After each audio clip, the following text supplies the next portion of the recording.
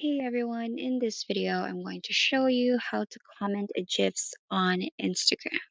So, a lot of Instagram users have been commenting GIFs on the comment section lately, so you want to have one also.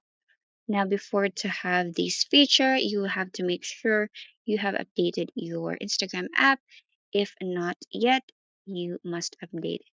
Once you're done, you may open your Instagram app and check on the comment sections if you are able to comment it. If not, we also have another option to get this GIF comment feature.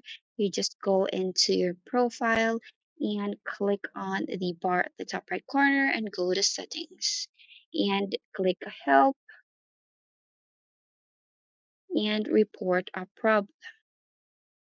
Once you're in the report a problem page, you might tell that you are missing the GIF comment feature for your account and ask them to fix it for you.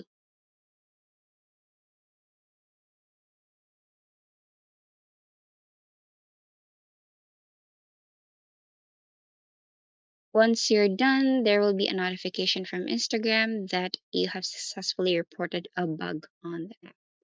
If you think this video helped you, don't forget to like, subscribe, click on the notification button for more tutorials. Thanks for watching.